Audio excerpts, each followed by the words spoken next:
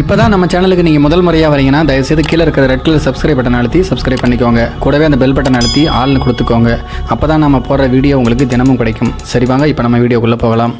இன்றைக்கி இந்த வீடியோவில் நாம் ரெண்டாவது கல்யாணம் பண்ணிக்க போகிற ஒரு பொண்ணுடைய வாழ்க்கையை பற்றியும் அவங்களுடைய முதல் கல்யாணத்தில் என்ன நடந்தது அப்படிங்கிறத பற்றியும் அவங்க ஒரு கட்டுரையாக எழுதி வெளியிட்டிருக்காங்க.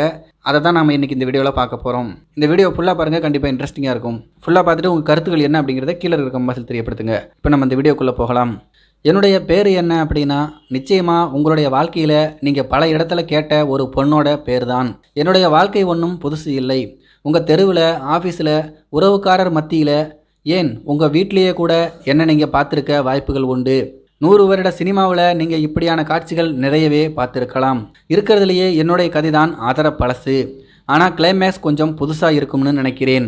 எங்கேயாச்சும் கள்ள நட்பு, கள்ள மாமா, கள்ள பெரியப்பா, கள்ள ஆசிரியர், கள்ள அப்பா, அம்மா அப்படின்னு நீங்கள் கேள்விப்பட்டிருக்கீங்களா?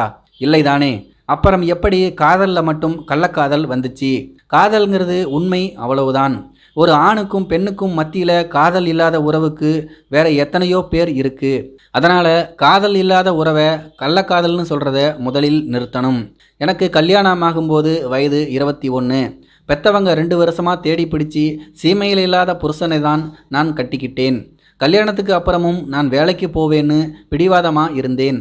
என் மாமியார் வீட்டிலையும் அதே பிடிவாதத்தோடு தான் இருந்தாங்க. அவங்க வேண்டியதும் வேலைக்கு போகிற ஒரு மருமகள் தான். இந்த காலத்தில் யார் வேலைக்கு போகாத மருமகளை எதிர்பார்க்குறாங்க? நாட்டில் இஸ்ரோ விடுற ராக்கெட்டுக்கு நிகராக விலைவாசியும் எகிரிக்கிட்டு இருக்குல்ல. என்னுடைய ஹஸ்பண்டுக்கு என் மேலே அம்புட்டு பிரியம். ஒரு ராத்திரி கூட நான் இல்லாமல் அவரால் தூங்க முடியாது. மாதத்தில் 3 நாள் கூட என்னை பிரிய முடியாத அளவுக்கு அவருக்கு என் மேலே அவ்வளோ பாசம். லஸ்ட் ஸ்டோரி அப்படின்னு ஒரு படம் சமீபத்தில் வெளியானது. அதை பார்த்துருக்கீங்களா? ஹிந்தி தெரியாட்டியும் பரவாயில்லை, இங்கிலீஷ் சப்டைட்டில் எல்லாம் வரும். கண்டிப்பாக போய் பாருங்கள். ஒரு பொண்ணோட இல்லற தாம்பத்திய தேவைகளை பற்றி அலசுகிற ஒரு படம் அது. அதில் கெய்ரா அத்வானி நடித்த 4வது ஸ்டோரியோட பிரதிபலிப்பு என்னோட கதையிலையும் இருக்கும். ஆனால் அப்படியே இல்லை, கொஞ்சம் மட்டும். ஏன்னா அதில் கெய்ரா அத்வானிக்கு வாக்கப்பட்ட புருஷனும் என்னுடைய புருஷனும் ஏறத்தாழ ஒன்று தான். அவர் ஒரு செக்ஸ் அடிக்ட். செக்ஸ் இல்லாமல் அவரால் இருக்கவே முடியாது. அதுக்குன்னு அவரை மோசமான ஆள்னு சொல்லிட முடியாது. ஏன்னா அதுக்கும் மேலே கேட்டகரி அவர். ஆரம்ப காலகட்டத்தில் எல்லோருமே இப்படி தான் இருப்பாங்க போலன்னு நானும் பொறுத்துக்கிட்டு தான் போனேன். ஆனால் முதல் குழந்தை வயிற்றில் கருத்தரித்த பிறகு தான் தெரிஞ்சது அவருக்குள்ளே இருக்கிறது ஒரு மிருகம் அப்படின்னு. குறிப்பிட்ட காலகட்டத்துக்கு மேலே செக்ஸில் ஈடுபடக்கூடாது அப்படின்னு டாக்டர் சொன்னதை கூட கேட்காம என்னை செக்ஸ் வச்சுக்க வலியுறுத்தி கஷ்டப்படுத்தினார். ஒரு கட்டத்தில் நான் சண்டை போட்டுட்டு அம்மா வீட்டுக்கு போயிட்டேன். நான் சண்டை போட்டுக்கிட்டு தான் வந்தேன்னு எங்கள் 2 பேரை தவிர வேறு யாருக்குமே தெரியாது. ஆக்சுவலாக சண்டை போட்டு வந்த பிறகு மனுஷன் திருந்திடுவார், என் மேலே பாசமாக நடந்துப்பார். நான் இல்லாத போது தான் என்னுடைய அருமை அவருக்கு தெரியும்னு நான் நினச்சேன். ஆனால் அந்த காலகட்டத்தில் தான் அவருக்குள்ளே இருக்கக்கூடிய மிருகத்தோட பசி என்னன்னு தெரிய வந்தது. அவர் என்னை தேடி வராமல் வேற ஒரு பெண்ணை தேடி போயிட்டாரு. ஆனால் அதுக்கு காரணம் அவர் இல்லையாம், நான் தானாம். நான் சண்டை போட்டு விட்டுட்டு வந்த காரணத்தால் தான் அவர் இப்படியான ஒரு விஷயத்தை தேடி போனாராம்.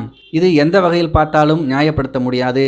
ஆனால் என்னுடைய அம்மா, மாமியார், அவங்க வயசு ஒத்த பலரும் கட்டிக்கிட்டவ தான் அனுசரித்து போகணுங்கிற மாதிரியான கண்ணோட்டத்தில் தான் பேசினாங்க.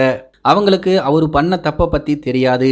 ஆனால் பொதுவாக பேசினப்ப புருஷன் இப்படியான தப்பெல்லாம் பண்ணினாலும் நாம தான் அட்ஜஸ்ட் பண்ணி அவரை திருத்தி குடுத்தனம் நடத்தணும் அப்படின்னு அவங்க ஒரு கருத்தை முன் வச்சாங்க.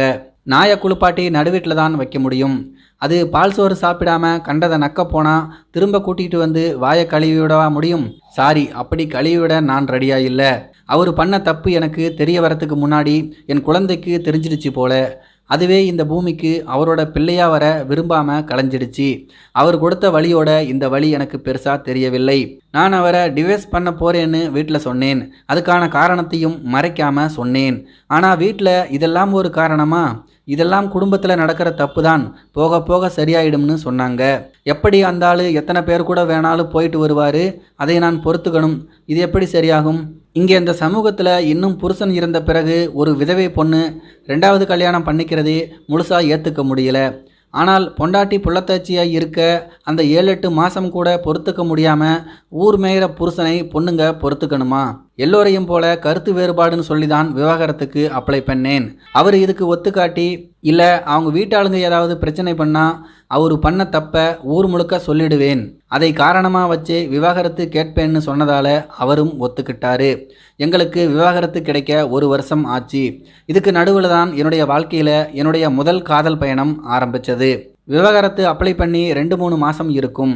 புதுசாக ஒரு வேலையில் ஜாயின் பண்ணியிருந்தேன். அங்கே தான் அவன் கூட அறிமுகமானது. அவனுக்கு லவ் ஃபெயிலியர், எனக்கு வாழ்க்கையே ஃபெயிலியர். ஒரு வீக்கெண்டில் ஆஃபீஸில் எல்லோரும் ட்ரிப்பு போனப்போ தான் முதல் முறையாக நாங்கள் 2 பேரும் ஒருத்தர் கூட ஒருத்தர் மனசு விட்டு பேசுகிறதுக்கு வாய்ப்பு அமைஞ்சது. அவன் மூலமாக வாழ்க்கை மேலே எனக்கு ஒரு புது பர்செப்ஷன் கிடைச்சது.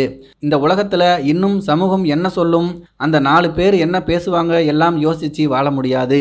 இது நம்ம லைஃப், அதுவும் ஒரே ஒரு முறை தான் வாழப்போகிறோம். அதை நமக்கு பிடிச்ச மாதிரி வாழணும்னு சொல்லி கொடுத்தான். எங்களுக்கு ஒருத்தர் மேலே ஒருத்தருக்கு எப்போ காதல் வந்துச்சுன்னே தெரியலை. அதை பற்றி தெரிஞ்சுக்கவும் நான் முற்படலை. ஆனால் ஒன்று, என்னை பற்றி அவனுக்கும் அவனை பற்றி எனக்கும் முழுசாக தெரிஞ்சது. 6 மாதத்தில் ஒருத்தரை பற்றி இவ்வளோ தெரிஞ்சுக்க முடியும், இல்லை ஒருத்தர் நம்ம லைஃப்பில் இவ்வளோ இம்பேக்ட் ஏற்படுத்த முடியும்னு அவன் மூலமாக தான் நான் தெரிஞ்சுக்கிட்டேன். என்னுடைய விவாகரத்து கிடைக்கிறதுக்கு 1 மாதத்துக்கு முன்னாடியே நானும் அவனும் காதலிக்கிறது என்னுடைய எக்ஸ் புருஷனுக்கு தெரிஞ்சு போச்சு. உடனே அவளுக்கு இன்னொருத்தர் கூட தொடர்பு இருக்குது, அதனால தான் என் கூட அவளுக்கு வாழ பிடிக்கலை அப்படின்னு பேச ஆரம்பித்தார். ஆமாம், எனக்கு இன்னொரு நபர் கூட தொடர்பு இருக்குது, ஆனால் அதனால தான் அவர் கூட வாழ பிடிக்கலைன்னு சொன்னது பொய். என் புருஷன் எனக்கு துரோகம் பண்ணாமல் இருந்திருந்தா நான் ஏன் விவாகரத்துக்கு அப்ளை பண்ண போறேன்னு நியாயம் கேட்டோ பதில் பேசியோ நேரத்தை வீணடிக்க எனக்கு விருப்பமில்லை. நீ என்ன வேணாலும் சொல்லிக்கோ, நீ பண்ண தப்புக்கு உனக்கான தண்டனை இந்த விவாகரத்து தான்னு நினச்சிக்கிட்டு நகர்ந்து வந்துட்டேன். எல்லா பெண்களுக்கும் தைரியம் வேணும். புருஷன் என்ன தப்பு பண்ணினாலும் அட்ஜஸ்ட் பண்ணிக்கிட்டு போகணும்னு இருக்கக்கூடாது. நாம் எதிர்ப்பு காமிக்கணும், எதிர்த்து நிற்கணும். அவங்க இல்லாட்டி நம்மால் வாழ முடியாதுங்கிற தைரியம் தப்பு பண்ணுற அவங்களுக்கே இருக்கும்போதும் நீ இல்லாட்டியும் என்னால் வாழ்ந்து காட்ட முடியுங்கிற தைரியம் நமக்கும் வேணும். ஏன் ஆம்பளைங்க மட்டும்தான் 2வது கல்யாணம் பண்ணிக்கணுமா? பொண்ணுங்க பண்ணிக்கிட்டா என்ன? இது நம்மளுடைய வாழ்க்கை, நமக்கானது. அதை ஒருத்தன் கெடுக்கும்போது அதை புருஷனாக இருந்தாலும் எதிர்ப்பு தெரிவிக்கணும். எனக்கு இன்னும் கொஞ்ச நாளில் 2வது கல்யாணம் நடக்க போகுது. நான் சந்தோஷமாக தான் இருக்கிறேன். அந்த 4 பேர் இல்லை, இந்த சமூகம் ஏதாவது பேசுமாங்கிற விஷயத்தை பற்றி எல்லாம் நான் கவலைப்பட போகிறதில்லை. அவ்வளோதாங்க, இந்த வீடியோ முடிஞ்சுது. இதை பற்றி உங்களுடைய கருத்துக்கள் என்ன அப்படிங்கிறத கீழே இருக்கிற கமெண்ட்ஸில் தெரியப்படுத்துங்க. மேலும் இது போன்ற வீடியோக்களை பார்க்க நம்முடைய சேனலை சப்ஸ்கிரைப் பண்ணிக்கோங்க. நன்றி, வணக்கம்.